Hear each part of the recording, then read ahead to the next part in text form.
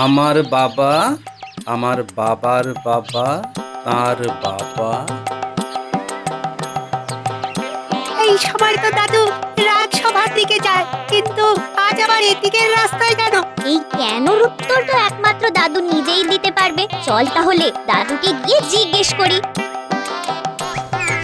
ও দাদু, দাদু, তুমি আজ উল্টো রাস্তা দিয়ে রাজসভায় যাচ্ছ কেন? আর নিজের মনে মনে কি এত বিড়বিড় করছো বলো তো?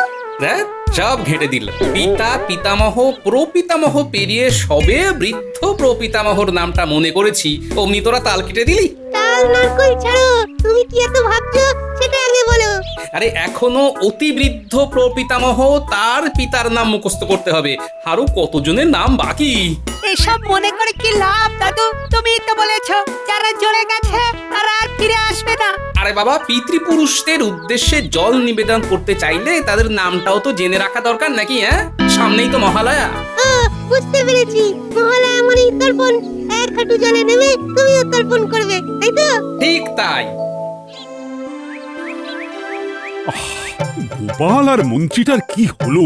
পুজো যে চলে এলো, আবার কত দায়িত্ব, কত কাজ। এই তো মহারাজ, আমি চলে এসেছি। আজকের বাহানাটা কি দেবে শুনিয়ে দাও। আজ কোনো বাহানা নয় মহারাজ, পথে আমার নাতি নাতনিগুলো চেপে ধরেছিল। ওদের মহালয়ার মাহাত্ম্য, তর্পণ কি এসব বোঝাচ্ছিলাম, তাই একটু দেরি হয়ে গেল আর কি। কিন্তু আমাদের মন্ত্রী মশাই এখনো এলেন না। এই তো আমি এসেছি। এ কি উস্কো খুস্কো অবস্থা তোমার মন্ত্রী? মাথার ঘাঁটা চুল, তার উপর পাগড়ি নেই।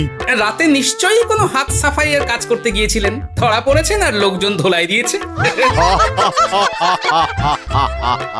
তুমি চুপ করো গোপাল, আমার শরীর ভালো নেই।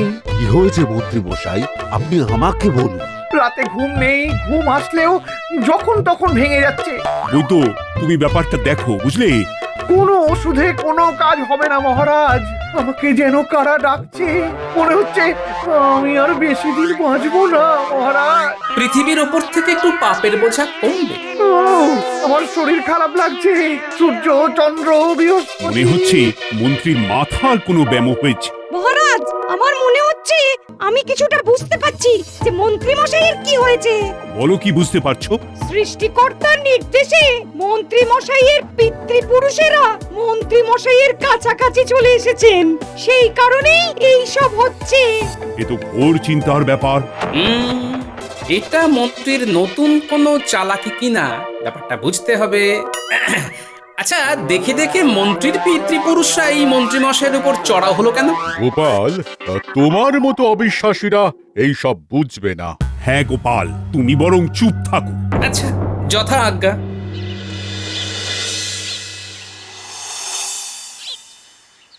তুমি যে অত মতলব করে পণ্ডিত জ্যোতিষীদের সাথে সলা পরামর্শ করে গেলে, তাতে তোমার কাজের কাজ কিছু হলো?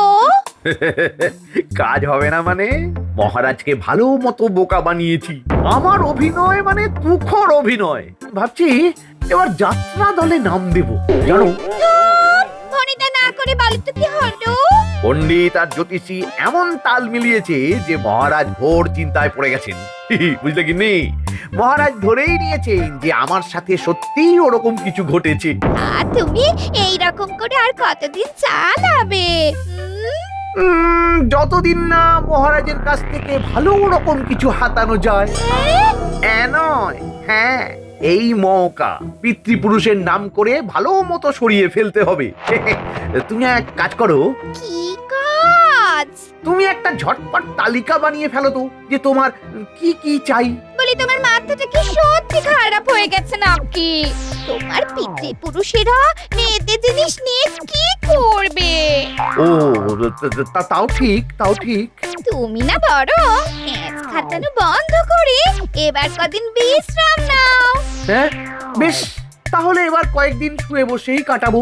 ওদিকে যা করার পণ্ডিত আর জ্যোতিষী সামলে দেবে। তাই ভালো।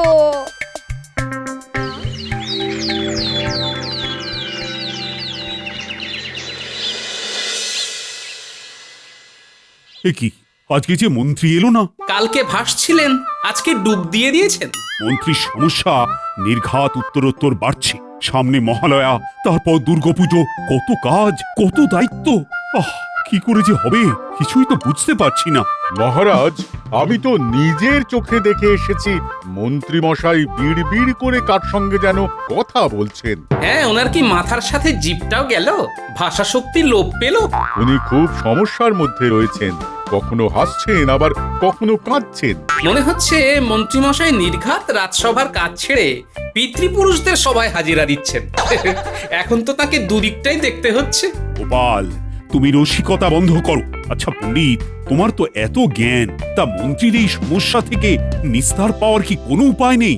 উপায় একটাই, এই সময় পিতৃপুরুষদের উদ্দেশ্যে কিছু অর্পণ করা হলে তা সহজেই তাদের কাছে পৌঁছয়। তাই গোটা পক্ষকাল ধরে পিতৃপুরুষদের স্মরণ ও মননের মাধ্যমে তর্পণ করা দরকার, যার চূড়ান্ত প্রকাশ পিতৃপক্ষের শেষ দিন। দরকার হলে মন্ত্রী মশাইয়ের সঙ্গে বসে আমি ঠিক করে নেব কি অর্পণ করা যায়। তাহলে তুমি বরং সেটাই করো জ্যোতিষী, কাল থেকেই কাজ শুরু করে দাও। কিন্তু হাতে সময় বেশি নেই মহারাজ, তাই কাল করে কাল না কাটিয়ে আজ থেকেই জোগাড় যন্ত্র শুরু করলে ভালো হয়। সেজন্য তো প্রায় 100 মোহর প্রয়োজন। একটা রাজ্য চালাতে রাজার যেমন প্রয়োজন, তেমনি রাজার পরে স্থান হলো মন্ত্রীর। তাই ওনার পিতৃপুরুষ যদি ক্রুদ্ধ হয়ে কিছু একটা ভালো মন্দ করে দেন, তাহলে আমাদের রাজ্যবাসীও বিপদে পড়বেন। বেশ, তাহলে তাই করো।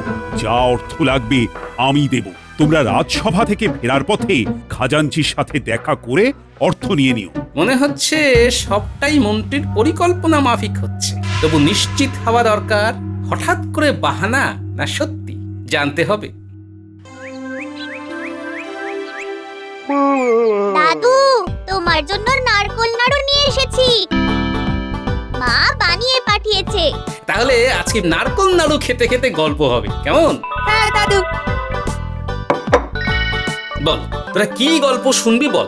কদিন পরে মহালয়া, আর আজ আমাদের দুর্গা ঠাকুরের গল্প শোনাতে হবে। কদিন পরে অমাবস্যা তিথি, সেদিন হলো মহালয়া।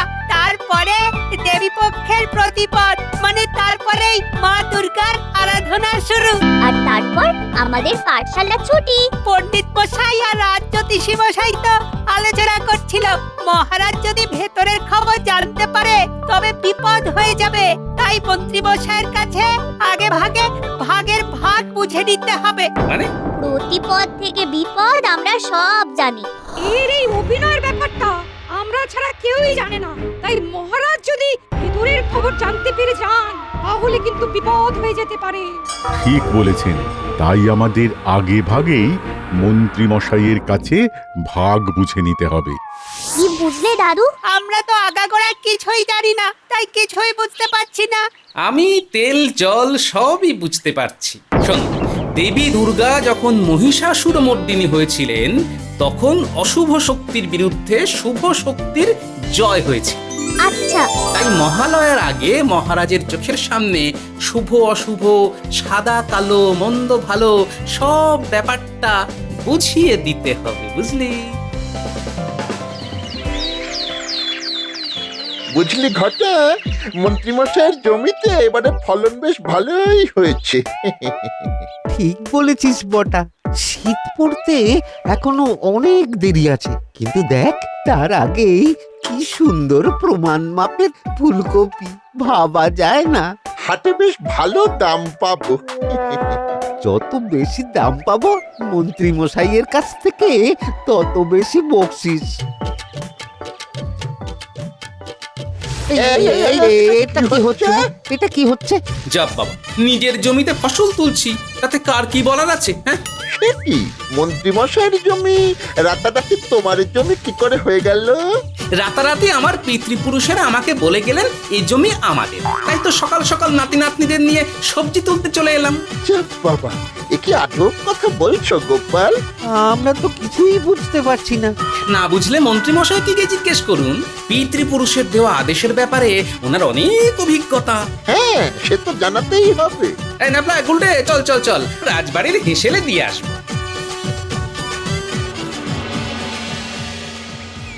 গোপাল, তোমার কিন্তু আজ রাজবাড়িতে নিমন্ত্রণ। রানী বলল তুমি নাকি অনেক ফসল আনাজ দিয়েছো। ওই টুকিটাকি আর কি। তা পণ্ডিত, জ্যোতিষী, আমাদের মন্ত্রীর কি খবর? এখন কি ও কিছুটা সুস্থ? মহারাজ, আমরা সমস্ত প্রয়োজনীয় সামগ্রী জোগাড় করে মন্ত্রী মশাই বাড়িতে রেখে এসেছি। সেই জন্যই বোধহয় এখন মন্ত্রী মশাইয়ের পিতৃপুরুষটা তেমন ছটফট করছেন না। আরে রে রে, এ কি মন্ত্রী? আর আমি শান্ত হয়ে বসে থাকতে পারলাম না মহারাজ। এ কি তুমি ঠিক আছো তো? আর কি করে ঠিক থাকি বলুন? গোপাল নিজের ছেড়ে আমার চাষ জমিতে সকাল সকাল ঢুকে সবজি তুলেছে, তাও আবার সদল বলে। হ্যাঁ, সে কি? হ্যাঁ, আর পিতৃপুরুষের দোহাই দিচ্ছে সেই জমি নাকি তার জমি। তার মানে গোপাল, তুমি মন্ত্রীর জমি থেকে সবজি তুলে এনে রাজবাড়িতে দান করেছো? মহারাজ, আমি স্বেচ্ছায় কিছু করিনি। আমার পিতৃপুরুষরা যেমন নির্দেশ দিয়েছেন আমি সেই অনুযায়ী কাজ করেছি। সে কি গোপাল, এর মধ্যে তোমার আবার পিতৃপুরুষরা কোথা থেকে এলেন? ওনারা কাছাকাছিই ছিলেন, এখন তো ওনাদেরই সময়। মন্ত্রী মশাইয়ের পিতৃপুরুষদের ঘুরঘুর করতে দেখে তারাও চলে এলেন। গুলগপ্প দেওয়ার আর জায়গা পাও না?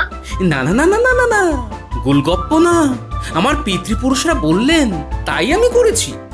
মন্ত্রী মশাই, আপনার যদি কিছু বলার থাকে তাহলে আপনি আপনার পিতৃপুরুষদের গিয়ে বলুন, ওনারা আমার পিতৃপুরুষের সাথে আলোচনা করে সমস্যা মিটিয়ে নেবেন। কিন্তু মহা ঠাকুরে পড়লাম, একটা উল্টো দান দিয়ে দিল। তাহলে মন্ত্রী, তুমি গোপালের কথা মতো তোমার পিতৃপুরুষকে বলো, দেখো স্বর্গীয় অশান্তি মর্তে টেনে এলো না। হ্যাঁ, যদিও আমার পিতৃপুরুষেরা কোনো অর্থ সেবা দক্ষিণা কিছু চেয়ে বসেননি। উফ, বেটা গোপাল কি শেয়ানা, কি শেয়ানা। মন্ত্রী মশাই, আমার তো মনে হচ্ছে গোপাল চাল খাটিয়ে খোলা জলে মাছ ধরার চেষ্টা করছে। গোপালকে ঘোল খাওয়ানোর আগে একবার বাইরে বেরিয়ে দেখুন, আপনার চোখে সর্ষে ফুল দেখবেন। এই তো, হ্যাঁ, শুনুন মন্ত্রী মশাই, আপনার বাবা আমার কাছ থেকে 30 বছর আগে 5 আনা ধার নিয়েছিলেন, কিন্তু আপনার বাবা সেটা শোধ করে যাননি। আমি হিসেব করে দেখেছি, ওই 5 আনা সুদে আসলে আজকে 50 মোহর হয়েছে। তাই আমার প্রাপ্য অর্থ আমাকে দিন। আপনার প্রপিতামহ 80 বছর আগে আমার বাবার দোকান থেকে মৌরলা মাছ কিনে দাম দেননি। এখন আমি হিসেব করে দেখেছি, আমার প্রাপ্য 200 মোহর। আমাদের তো পাওনা 132 মোহর। আরে আরে আরে আরে আরে, এ কি? আপনারা তাহলে আমার কাছে এসেছেন কেন? আরে আমি কি করব? উফ, আমরা খবর পেয়েছি আপনার সঙ্গে নাকি আপনার পূর্বপুরুষদের যোগাযোগ হয়েছে, তাই কথা বলে তাদের অর্থ মিটিয়ে দেবার ব্যবস্থা করুন। হয় আমাদের দিন, নইলে তাদের দিতে বলুন। নইলে কিন্তু হুজ্জতি করব। আমার বাবা কষ্ট পাচ্ছেন। আহা, এই তো মহা মুশকিল। আপনারা এখন যান, আমি আমি আমি আমি আমি দেখছি কি করা যায়। এবারে কি করবেন মন্ত্রী মশাই? এ বেটা নির্ঘাত গোপালের চাল, সেই এসব 5 কান করেছে।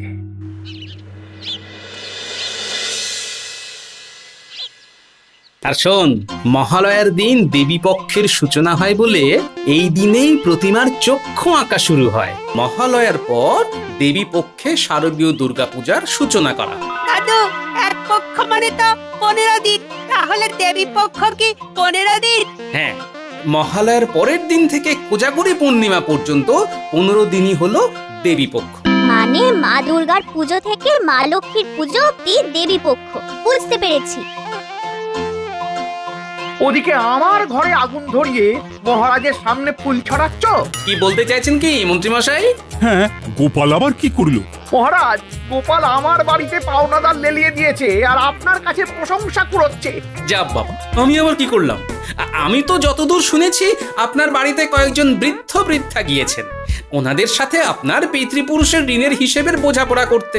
আমি খুব ভালো করে বুঝতে পারছি গোপাল, এসব তোমার চাল। এর ফল কিন্তু ভালো হবে না। আমার পূর্বপুরুষেরা তোমাকে ছাড়বে না, ছাড়বে না, ছাড়বে না। মন্ত্রী, তুমি শান্ত হও। না, আমি দেখে নেব, আমি দেখে নেব গোপালকে। ইয়ে না মানে আমার পূর্বপুরুষেরা দেখে নেবে। হ্যাঁ। মন্ত্রী, তুমি শান্ত হও তো। শরীর খারাপ লাগছে, জল খাবে? না না না, কিচ্ছু খাবো না, কিচ্ছু না। এই তোরা চল, মন্ত্রী মশাইয়ের মাথায় আগুন জ্বলছে, এক্ষুনি ছ্যাঁকা লাগবে। চল চল চল।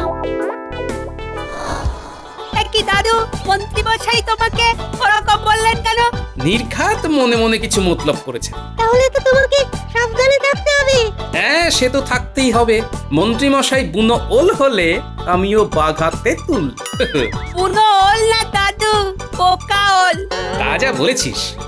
এবার আমাকে কয়েকজনের সাথে কথা বলতে হবে, বুঝলি? যা যা, তোরা খেলতে যা। হ্যাঁ দাদু। সব আগে থেকে ব্যবস্থা করে রাখতে হবে, সুরক্ষাই শেষ কথা।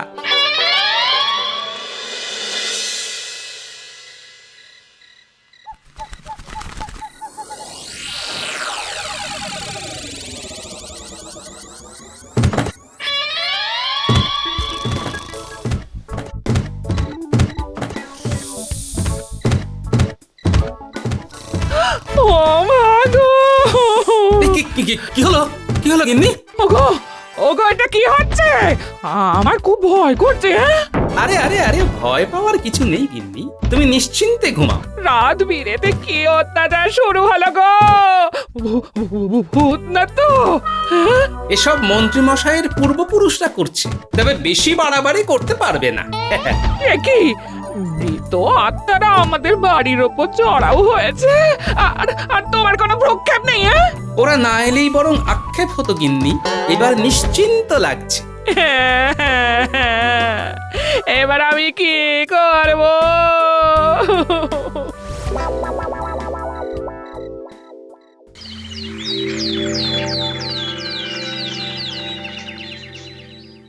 এ কি, গোপাল এখনো এলো না? আজ বাদে কাল মহালয়া, আজকে বিশেষ আলোচনা আছে। ওকে নিয়ে এত ভাবনা চিন্তা করার তো কোনো কারণ আমি দেখতে পাচ্ছি না মহারাজ। তবে কি মন্ত্রী মশাই, আপনার অভিশাপই ফলে গেল। গতকাল রাতে তারা চড়াও হয়েছিলেন, মন্ত্রীর সাথে তাদের যা যোগাযোগ, তাতে তো এমনটা হওয়ারই ছিল। আমার পেছনে কলকাঠি নাড়া, দেখো কেমন মজা। মহারাজ, আপনি কি মন্ত্রী মশাইয়ের পূর্বপুরুষদের দেখতে চান? হ্যাঁ, সে কি, তাও সম্ভব নাকি? এই সেরেছে, গোপাল বুঝে গেল নাকি? কই গো, চলে এসো তোমরা।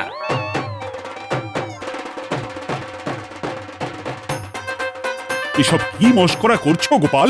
মস্করা না, বাস্তব মহারাজ। নিশুতি রাতে এরাই ঢিল মারছিল আমার বাড়িতে। বলো কি? হয়ে গেল। গোপাল দাদা আমাদের আগে থেকেই বলে রেখেছিল একটু তককে তককে থাকতে, যে কোনো বিপদ হলেও হতে পারে। আমরা তাই ওই গতকাল রাতে প্রস্তুত ছিলাম। বাকিটা না হয় মন্ত্রী মশাইয়ের পূর্বপুরুষরাই বলুক। আমরা নির্দোষ মহারাজ। হ্যাঁ মহারাজ, আমরা যা করেছি ওই মন্ত্রী মশাইয়ের কথা মতো করেছি। মন্ত্রী, তুমি যে সেদিন বললে তোমার পূর্বপুরুষরা তোমাকে ডাকছে, সব তাহলে বানানো গল্প? ইয়ে না, মানে আমরা অকারণে ফেসে গেলাম। শুধু মন্ত্রী মশাই না মহারাজ, ওই পণ্ডিত মশাই আর রাজজ্যোতিষীও এতে জড়িত। না না, কৃষ্ণপক্ষে মৃত পূর্বপুরুষদের আগমনের ব্যাপারটা মিথ্যা হতে পারে না। পণ্ডিত মশাই, মহালয়া হচ্ছে একটি অমাবস্যা তিথি। এই তিথিতে সাধারণত পিতৃপুরুষের উদ্দেশ্যে শ্রদ্ধা জানিয়ে তর্পণ করা হয়। হ্যাঁ, কিন্তু কোনো কিন্তু না। এদিন তর্পণ করলে পিতৃপুরুষরা নরক যন্ত্রণা থেকে মুক্তি পেয়ে আমাদের আশীর্বাদ প্রদান করেন। এটা মন্ত্রী মশাইয়ের পিতৃপুরুষের ক্ষেত্রে যেমন সত্যি, তেমনি মহারাজ থেকে সবার পিতৃপুরুষের ক্ষেত্রেও সত্যি। তাহলে কি হবে? যা হওয়ার কাল ভোরে ঘাটে গিয়ে হবে। আগামীকালই তো মহালয়া। এখন বেশ গোপাল, তোমার উপরেই দায়িত্ব দিলাম আগামীকাল সকালে পিতৃতর্পণের জোগাড় মন্ত্র করা। বেশ মহারাজ। আর মন্ত্রী, তুমি যে গুল গল্প দিয়ে 100 মোহর নিয়েছিলে সেটা ফেরত দেবে।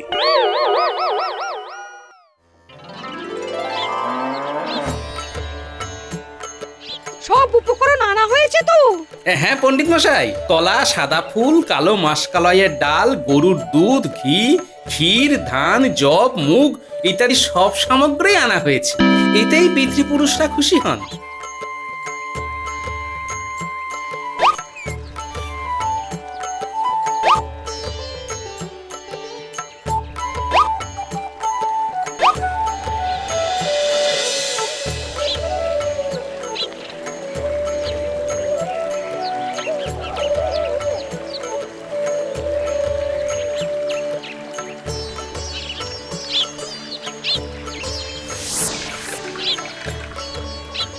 সুসম্পন্ন হলো। ব্যাস সব ভালোই ভালোই মিটে গেল। এবার আরো বড় দায়িত্ব গোপাল, এবার রাজবাড়ির দুর্গাপুজো সামলানোর পুরো দায়িত্ব তোমার। মহারাজ, আমি তো আজকে থেকে ভালো হয়ে গেছি, আমি কি আর সুযোগ পাবো না?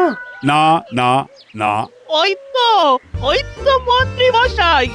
মন্ত্রী মশাই, আমাদের পাওনাটা দিন। ওরে বাবা, আবার এসেছে, পালা।